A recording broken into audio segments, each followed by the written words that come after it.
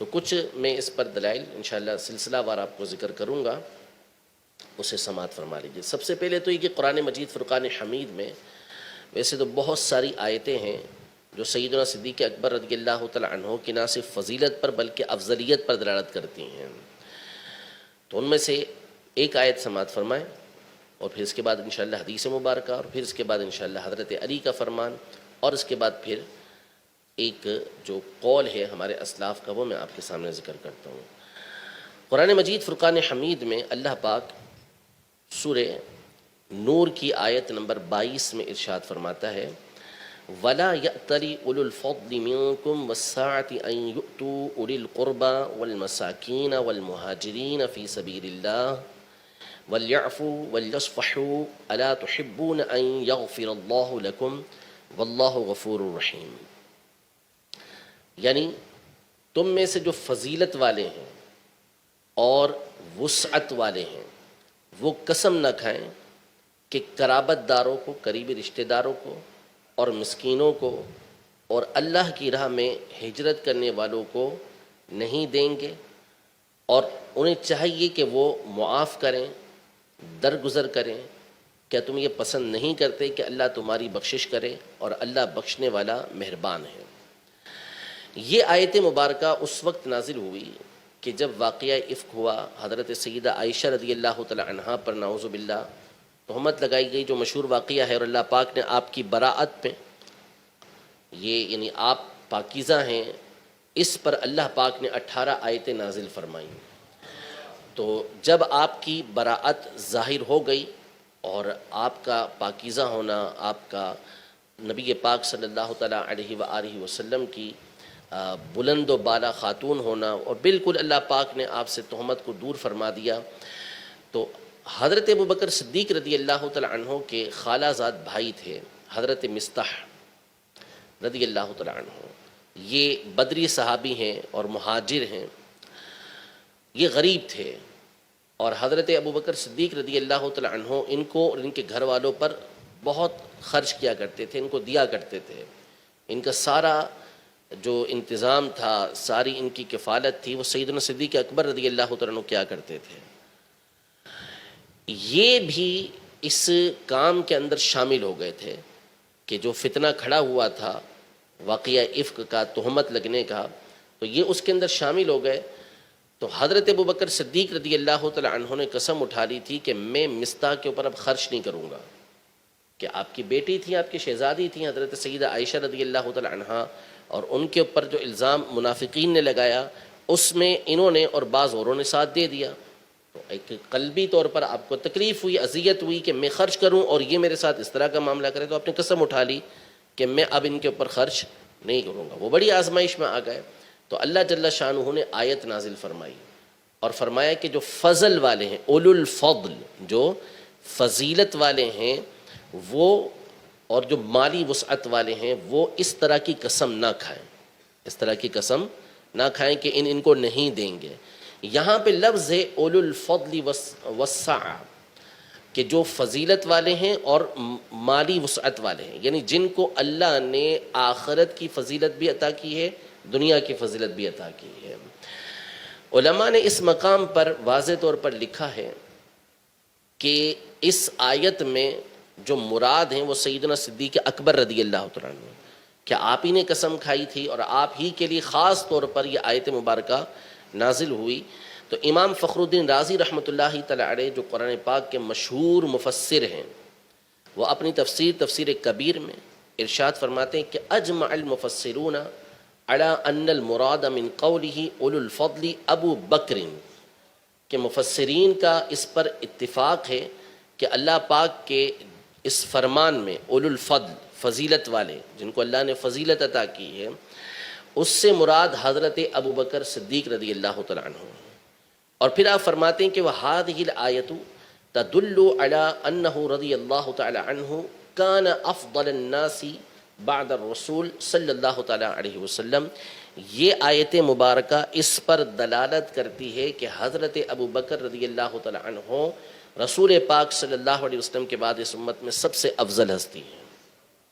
پھر امام فخر الدین رازی رحمۃ اللہ تعالیٰ نے اس پر دلائل قائم کیے، اور وہ خصوصیات اور خوبیاں بیان کی کہ جس کی بنیاد پر کسی ہستی کو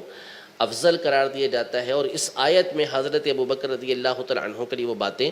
موجود ہیں۔ اسی طرح امام ابو النصر سمرقندی رحمۃ اللہ تعالی علیہ، جن کا سن وفات تقریباً 375 ہے، یعنی 4 صدی ہجری کے مفسر ہیں، وہ اپنی تفسیر بحر العلوم میں ارشاد فرماتے ہیں کہ یعنی اولو الفضل فی دین اللہ، اس سے مراد یہ ہے کہ جو فضیلت والی بات بیان کی ہے، مراد یہ ہے کہ وہ اللہ کے دین میں فضیلت والے ہیں، اللہ کے دین میں فضیلت والے۔ کیوں؟ اس لیے کہ مالی فضیلت تو آگے آ رہی ہے، وسعتی مالی فضیلت کا وہاں ذکر ہو گیا، تو یہاں پر اس سے مراد دین کی فضیلتیں، آخرت کی فضیلتیں جو اللہ پاک نے ان کو عطا فرمائی ہے۔ پھر فرماتے ہیں لِأَنَّهُ كَانَ أَفْضَلَ النَّاسِ بَعْدَ رسول اللہ صلی اللہ علیہ وسلم، یہ حضرت ابوبکر رضی اللہ تعالی عنہ کے حق میں نازل ہوئی اس لیے کہ آپ رسول اللہ صلی اللہ تعالی علیہ وآلہ وسلم کے بعد سب سے افضل ہستی ہیں۔ اسی طرح امام ابو حفص سراج الدین عمر بن علی بن عادل الحنبلی الدمشقی، سن وفات ان کا 775 ہجری ہے، قرآن پاک کی بہت بڑی تفسیر آپ نے اللباء فی علوم الکتاب کے نام سے لکھی ہے، تقریباً 30 کے قریب اس کی جلدیں ہیں۔ تو اس میں اس آیت مبارکہ کے تحت آپ بھی یہ ارشاد فرماتے ہیں کہ اجمع المفسرون علی ان المراد من قوله اولو الفضل ابو بکر، کہ مفسرین کا اجماع ہے اس پر کہ اولو الفضل سے مراد، اللہ پاک کے فرمان اولو الفضل سے مراد حضرت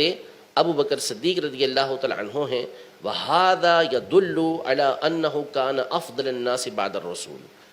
اور پھر آپ نے بھی یہی فرمایا کہ یہ آیت مبارکہ اس پر دلالت کرتی ہے کہ جن کی فضیلت کو خود اللہ پاک ارشاد فرما رہا ہے اور ان کو اولو الفضل ارشاد فرما رہا ہے، تو وہ رسول اللہ صلی اللہ علیہ وسلم کے بعد سب سے افضل ہستی ہیں۔ اور پھر آپ نے بھی اس کے اوپر مزید دلائل ذکر کیے۔ یوں ہی اور علماء نے، جیسے صاحب تفسیر روح البیان نے، دکتر وہبہ زہلی نے التفسیر المنیر کے اندر، کہ اس امت میں نبی پاک صلی اللہ علیہ وسلم کے بعد جو آپ کی امت ہے اس میں سب سے افضل ہستی سیدنا ابو بکر صدیق رضی اللہ تعالی عنہ کی ہے۔ یہ تو ہو گئی قرآن مجید فرقان حمید کی ایک آیت، دیگر آیتیں انشاءاللہ سنیں گے۔ ایک حدیث مبارکہ جسے شاہ عبد العزیز محدث دہلوی رحمۃ اللہ تعالی علیہ نے تفسیر عزیزی میں، اور علامہ اکرم سندھی محدث نصرپوری رحمۃ اللہ تعالی علیہ نے الاحراق کے اندر، اور علامہ ہاشم ٹھٹوی رحمۃ اللہ تعالی علیہ انہوں نے الانوار المحمدیہ میں ابن السمان کی الموافقہ کے حوالے سے ذکر کیا کہ ابن السمان نے اپنی کتاب الموافقہ میں بسند صحیح یہ ان کے الفاظ ہیں کہ ابن السمان نے الموافقہ میں بسند صحیح سیدنا امام جعفر صادق رضی اللہ تعالی عنہ سے روایت کیا، وہ اپنے والد امام محمد باقر سے رضی اللہ تعالی عنہ سے، وہ اپنے والد گرامی سیدنا امام زین العابدین رضی اللہ تعالی عنہ سے، اور وہ اپنے والد گرامی سید الشہداء سیدنا امام حسین رضی اللہ تعالی عنہ سے، اور وہ اپنے والد گرامی مولا کائنات سیدنا علی المرتضیٰ کرم اللہ تعالی وجہہ الکریم سے روایت کرتے ہیں کہ سیدنا علی رضی اللہ تعالی عنہ فرماتے ہیں کہ سمعت رسول اللہ صلی اللہ تعالی علیہ وسلم ما طلعت شمس ولا غربت على احد بعد النبیین والمرسلین افضل من ابی بکر، یعنی انبیاء اور مرسلین کے بعد حضرت ابو بکر سے بڑھ کر کسی ہستی کے اوپر، جو ان سے بڑھ کر ہو، کسی ہستی پر سورج طلوع نہیں ہوا نہ غروب ہوا ہے۔ یعنی حضرت ابو بکر صدیق رضی اللہ تعالی عنہ وہ ہستی ہیں کہ سورج نے انبیاء اور مرسلین کے بعد ان سے بڑھ کر افضل دیکھا ہی نہیں ہے، سب سے افضل ہستی ان کی ہے۔ یہ اہل بیت اطہار رضی اللہ تعالی عنہ کی سند سے مروی حدیث مبارکہ ہے، جو نبی پاک صلی اللہ علیہ وسلم کا فرمان ہے۔ اسی طرح صحیح بخاری شریف میں حدیث نمبر 3671 ہے، 3671 ہے۔ امام بخاری رحمۃ اللہ تعالی علیہ حضرت سیدنا علی المرتضیٰ کرم اللہ تعالی وجہہ الکریم سے روایت کرتے ہیں امام بخاری رحمۃ اللہ تعالی علیہ حضرت علی رضی اللہ تعالی عنہ کے بیٹے محمد بن حنفیہ سے روایت کرتے ہیں کہ انہوں نے اپنے والد گرامی حضرت علی رضی اللہ تعالی عنہ سے پوچھا ای الناس خیر بعد رسول اللہ صلی اللہ علیہ وسلم، رسول اللہ صلی اللہ علیہ وسلم کے بعد سب سے بہتر ہستی کون سی، یعنی انبیاء اور رسولوں کے بعد سب سے بہتر ہستی کون سی ہے؟ تو حضرت علی رضی اللہ تعالی عنہ نے بغیر کسی تردد کے ارشاد فرمایا ابو بکر۔ کس کا فرمان ہے؟ حضرت علی رضی اللہ تعالی عنہ کا، کہ کون افضل ہیں؟ حضرت ابو بکر۔ قلت ثم من، میں نے پوچھا اس کے بعد کون ہے؟ قال ثم عمر، فرمایا کہ اس کے بعد سب سے افضل ہستی حضرت عمر رضی اللہ تعالی عنہ کی ہے۔ اب اس کے بعد حضرت محمد بن حنفیہ یہ فرماتے کہ وَخَشِيتُ أَن يَقُولَ عثمان، کہ مجھے اس بات کا خوف ہوا کہ کہیں آپ اب تیسرے نمبر پر حضرت عثمان کا نام نہ لے لیں، تو میں نے عرض کی کہ ثم انت، اس کے بعد آپ افضل ہیں۔ قال ما انا الا رجل من المسلمین، حضرت علی رضی اللہ تعالی عنہ نے عاجزی کا اظہار کرتے ہوئے فرمایا میں تو مسلمانوں کا ایک عام سا شخص ہوں۔ یہ جو تیسرے نمبر پر خیال پیدا ہوا حضرت محمد بن حنفیہ رضی اللہ تعالی عنہ کو، اس کی وجہ یہ تھی کہ ایک تعداد اس زمانے میں بھی یہ تھی جن کا یہ موقف تھا کہ حضرت علی رضی اللہ تعالی عنہ حضرت عثمان غنی رضی اللہ عنہ سے افضل ہیں، جبکہ بڑی تعداد وہ تھی کہ جو اس بات کی قائل تھی کہ حضرت عثمان رضی اللہ تعالی عنہ حضرت سیدنا علی رضی اللہ تعالی عنہ سے افضل ہیں۔ تو ان کے دل میں یہ خیال آیا کہ اب میں پوچھوں گا تو ممکن ہے کہ والد گرامی انہی کا نام لے لیں، تو اس لیے پہلے سے انہوں نے والد صاحب کا نام لے لیا۔ لیکن ابتدائی دو افراد، یعنی دو ہستیاں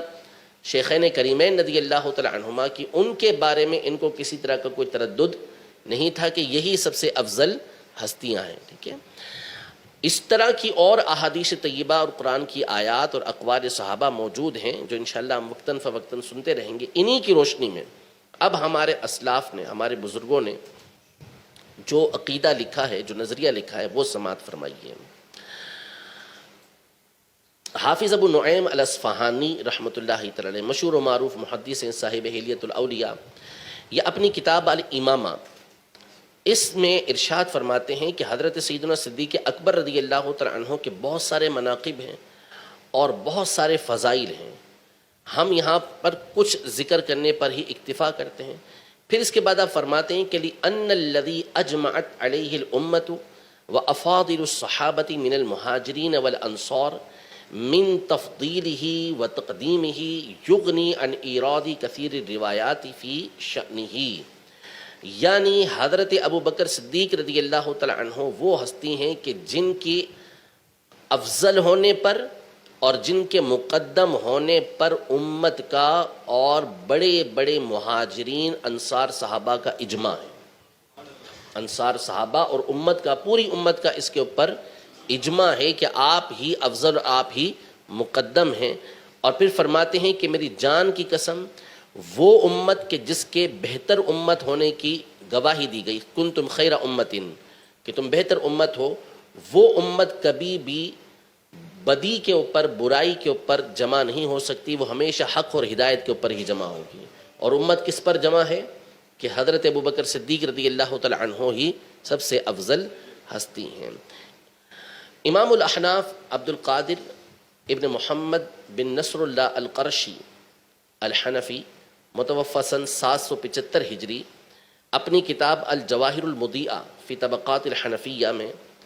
فرماتے ہیں کہ افضل الصحابۃ علی الاطلاق ابو بکر ثم عمر رضی اللہ تعالی عنہما باجماع اہل السنہ، کہ اہل سنت کا اس پر اجماع ہے کہ علی الاطلاق تمام صحابہ میں سب سے افضل حضرت ابو بکر، پھر اس کے بعد حضرت عمر ہیں، ثم عثمان ثم علی رضی اللہ تعالی عنہما، ھذا قول جمہور اہل السنہ۔ پھر اس کے بعد وہ مجمع علیہ ہے پہلے والا، پھر اس کے بعد عثمان غنی رضی اللہ تعالی عنہ، پھر اس کے بعد حضرت سیدنا علی المرتضیٰ رضی اللہ تعالی عنہ، ان دونوں کا مقام ہے، اور ان دونوں میں حضرت عثمان غنی رضی اللہ تعالی عنہ یہ افضل ہیں۔ ھذا قول جمہور اہل سنہ، یہ جمہور اہل سنت کا موقف ہے۔ ہاں بعض اہل کوفہ جو ہیں وہ اس بات کے قائل تھے کہ حضرت علی رضی اللہ تعالیٰ عنہ حضرت عثمان غنی رضی اللہ تعالیٰ عنہ سے افضل تھے۔ اب یہ پھر ایک الگ مسئلہ ہے، اس پر پھر علماء کی تصریحات موجود ہیں کہ بعد میں اس پر بھی اتفاق ہو گیا تھا کہ حضرت عثمان غنی رضی اللہ تعالیٰ عنہ یہ حضرت علی رضی اللہ تعالیٰ عنہ سے افضل ہیں، لیکن بہرحال اس کے اندر ایک اختلاف رہا، لیکن پہلے والے کے اندر کوئی اختلاف نہیں کہ شیخین کریمین رضی اللہ تعالیٰ عنہما یہ علی الاطلاق سب سے افضل ہستیاں ہیں۔ تو یہ میں نے آپ کے سامنے ایک آیت مبارکہ پیش کی، حدیث مبارکہ پیش کی، حضرت علی رضی اللہ تعالیٰ عنہ کا فرمان پیش کیا، اور دو اقوال علماء ذکر کیے کہ جن کی روشنی میں اہل سنت کا یہ عقیدہ بالکل واضح ہے کہ نبی کریم صلی اللہ تعالیٰ علیہ وسلم کے بعد، یعنی تمام انبیاء و مرسلین کے بعد جو افضل ترین ہستی ہے وہ حضرت سیدنا ابو بکر صدیق رضی اللہ تعالیٰ عنہ کی، اور پھر اس کے بعد حضرت سیدنا عمر رضی اللہ تعالیٰ عنہ کی۔ انشاءاللہ مزید اس کے اوپر ہم آیات اور احادیث طیبہ آگے ذکر کریں گے۔ اللہ پاک ہم سب کے عقیدے کی حفاظت فرمائے۔